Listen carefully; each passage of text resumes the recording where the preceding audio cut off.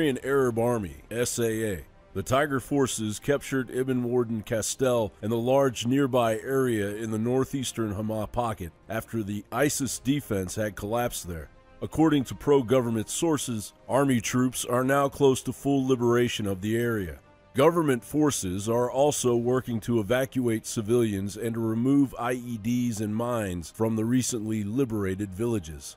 Hayat Tahrir al-Sham, formerly Jabhat al-Nusra, and its allies failed to overrun the SAA defense in the area of Abu al-Dahr, and their attack resulted in almost no gains. Pro-government sources say that the militant groups lost about a dozen of their fighters and 2 vehicles in the recent clashes.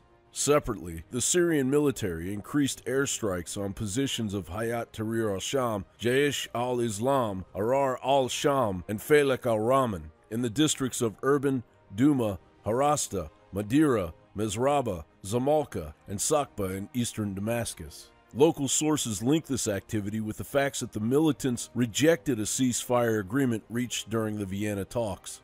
Kurdish YPG-YPJ forces repelled attacks of the Turkish Armed Forces, the TAF, and the Free Syrian Army, the FSA, in the districts of Sheikh al-Hadid and Bulbul.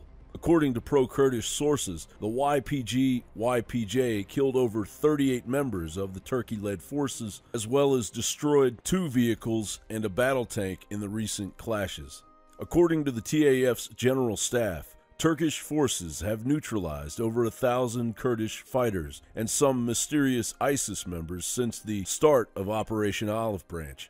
Meanwhile, the pro-opposition Syrian Observatory for Human Rights says that over 123 Kurdish fighters have been killed. This number is likely closer to the reality. Contradicting reports are circulating about the February 7th strikes of the U.S.-led coalition on government forces in the province of Deir ez-Zor. According to some U.S. military officials quoted by the mainstream media, over 100 pro-Assad fighters were killed in the strikes. Syrian media activists say that 25 government fighters were killed and about 50 others injured. According to the February 8th statement of the Russian Defense Ministry, 25 people were injured in the attack.